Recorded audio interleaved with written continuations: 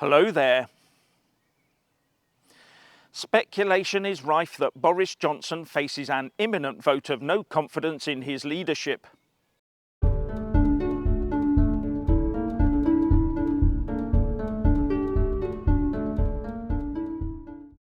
Boris might be fighting a rearguard action to save his political career by talking about firm action on the Northern Ireland Protocol, sorting out the NHS and more right to buy.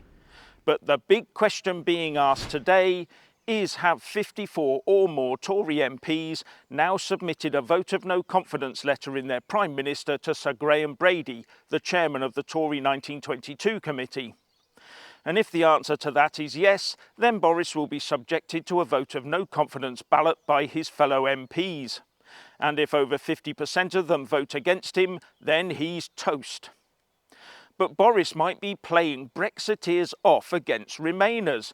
More on that in a moment.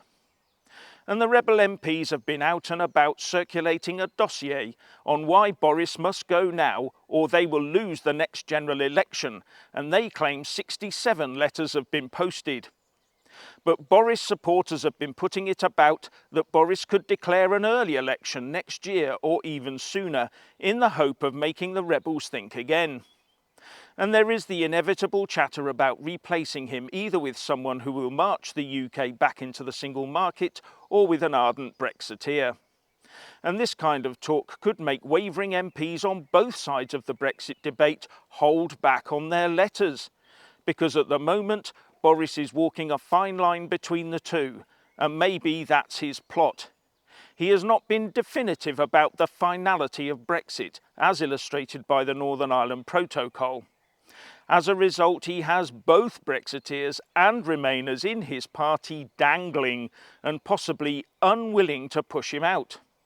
The Brexiteers on one side are believing in or hoping that all his promises of cutting the cord are true, if only they wait, and they will be worrying that if they ditch Boris now, they might get a Remainer instead.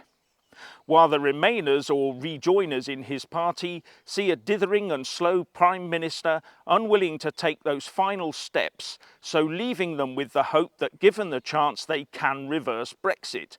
But if they act now to unseat him, they might get an ardent Brexiteer in his place. Now, the 1922 committee chairman may have received sufficient letters in the last 4 days, but he will of course have been keeping tight-lipped about it, given the Queen's Platinum Jubilee celebrations. But once Parliament opens today, it could be a different story. A resounding silence or a frenzy of political and press activity.